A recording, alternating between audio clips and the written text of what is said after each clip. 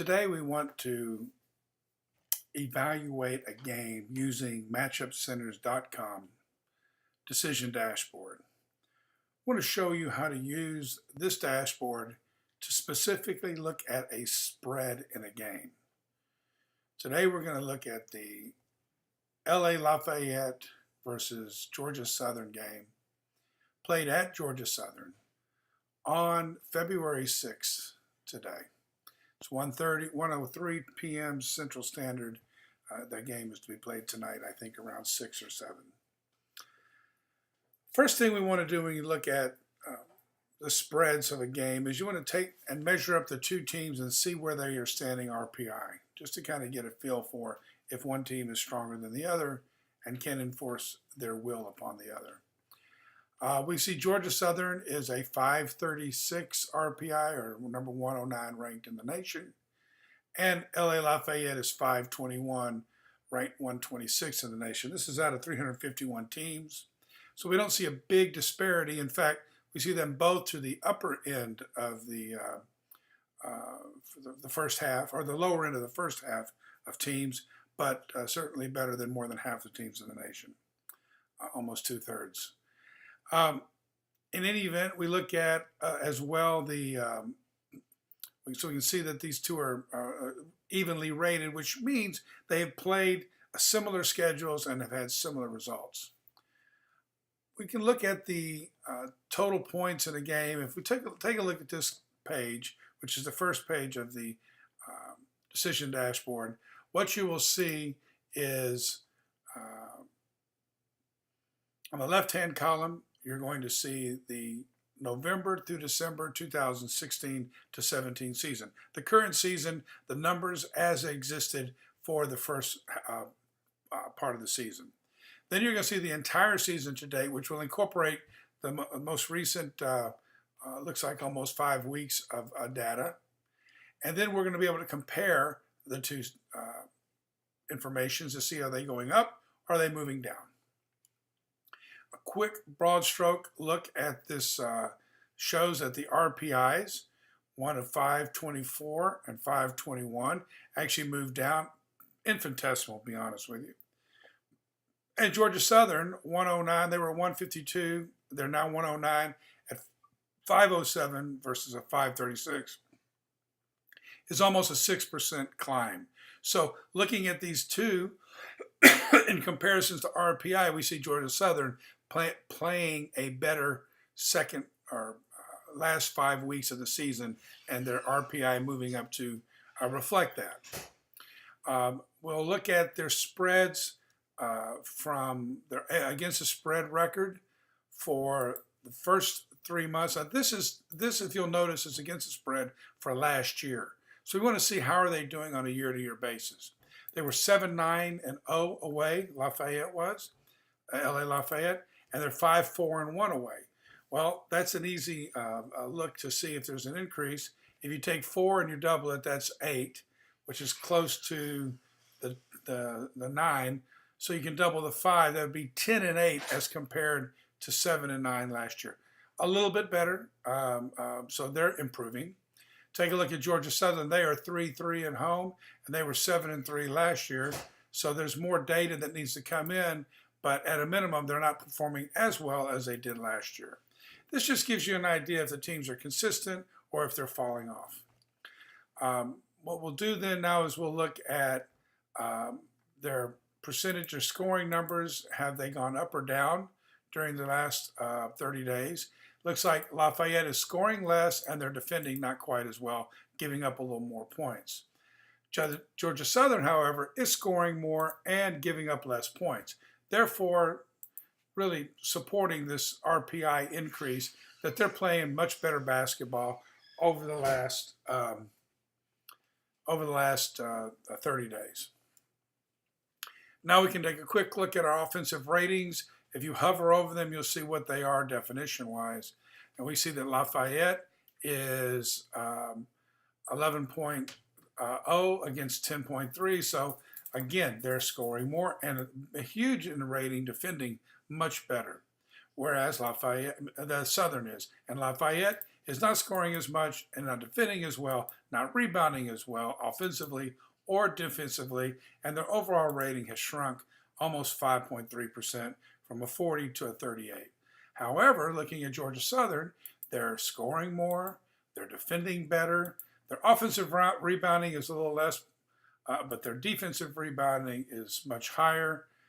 And then their offensive possessions are about the same from a pace standpoint, but their overall rating is up 7.1%, which is a very, very significant and a positive rating.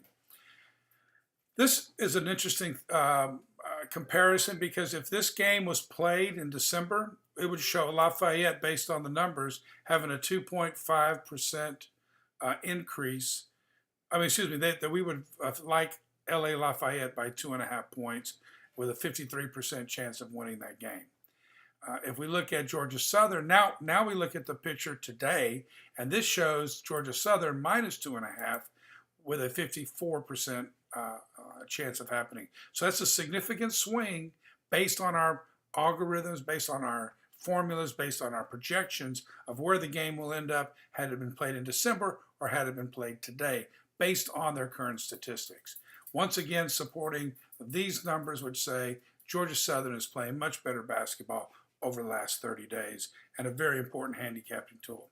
Now we're going to go to the handicapping metrics. Again, if you take and you put your cursor over these definitions, you'll get a definition for each one of these terms. We'll take a look here. This is assists per field goal made, which shows really, is this a team that creates off the bounce, or is this a team that actually is working together to get their buckets? Lafayette has a much higher score at 50 over 40, and you see the red, which that shows that's a negative score. This is our first negative blemish for Georgia Southern, and it's whether or not they're scoring as a team or they're scoring more as individualistic play. Turnovers per possessions, we look like we've got a little bit better from Georgia Southern. Steals per possessions equal. Adjusted tempo 70 to 72. This really just shows their speed of play, which we also could go back and look in the front page. We know that Lafayette plays at a 16.3 per second per possession seconds, and they defend, and Georgia Southern defends at 16.7. So we can see there's not going to be a big change here or a big change here. Doesn't really do anything. That's really more for totals, and we'll have a separate video regarding totals. Imputed free throws per game, it's a proprietary number that tells me we think that we're projecting Lafayette to get 23 free throws a game. We're projecting Southern to get 22.1. Given their free throw percentage, 68 and 69, very close. They think the net free throw effect is going to be positive for Lafayette, but that is really not significant, being under 1. Percentage of points, what we're looking for here is to see teams that have very similar, both in the same color, which means there's balanced scoring. This one is lower than average on both, but they are balanced. This one you can see that Georgia Southern is getting 35% of their points from 3, so they're more skewed toward the 3-point shot. Extra scoring chances per game. This is chances of scoring that happen because of rebounds, offensive rebounds, getting turnovers, not giving up turnovers or having turnovers.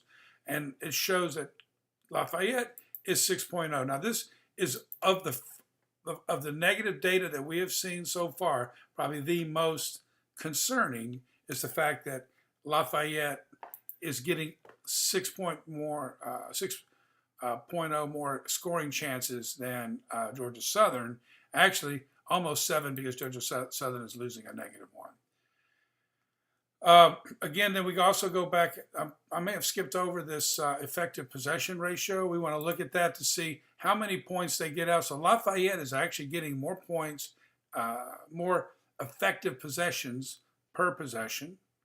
And the floor number percentage also measures offensive efficiency, and that shows that Lafayette. So we've got 3 things here that could cause concern.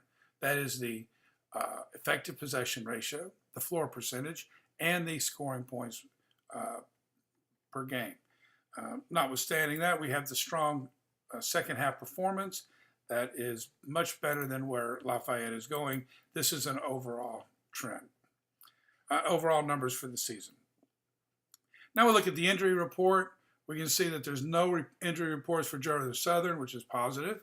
And we can look and see that on 121, Cadavian Evans went down and is still out, and he is expected to miss 2 to 4 weeks. Scott Palance left the team also earlier that month. But we look at Scott Palance, he's given 2.7, not a big loss there. We see Evans 3.3, not a big loss there as well, but still a loss nonetheless. But only 8.5 minutes, so these are not real major contributors. Now we're going to look over at the schedule results. This is a very telling sign when you want to compare the spread, because you can look and see, especially now in conference play, how many teams have played against each other and how they've done against those teams. For example, and the most recent games are the more tangible and the more useful, because they're carrying the momentum that whatever each team is, either positive or negative at that time. L.A. Monroe, Louisiana Monroe, was beat by Georgia Southern at Georgia Southern 76 to 52. Now let's go and see how did Louisiana Lafayette do against Louisiana Monroe. We'll go up and we'll find L.A. Monroe here, played on the 7th, which is a bit of a spread in time, so it may have lost some of its of numbers. But as we noted earlier, L.A. Lafayette was actually playing better earlier in the season. So while they were playing, they actually beat Monroe at home, and they both beat them at home. They beat this team. Oh, I'm sorry, they beat this team by over 14 points here, and LA Lafayette beat Monroe by 9 points. So there's a 5-point difference in this gameplay. But as we know, Georgia Southern played them later, which is more tangible, and we know LA Lafayette is kind of sliding a little bit anyway. So we're going to give that advantage to Georgia Southern, especially giving up 2.5 points. Now we look and let's see Troy. They played Troy. They lost to Troy at Troy. Looks like by 7 points. So we can come up and look at Troy. They didn't play Troy, so that's not going to really give us any information. Southern Alabama, they did not play them. No good information. Coastal Carolina, again, App State. Again, they haven't played App State. We already looked at Monroe. They did play each other, and Georgia Southern won that game at LA Lafayette. Won that game by, looks like 5 points. Yeah, they were given 9, so they ended up covering by 14.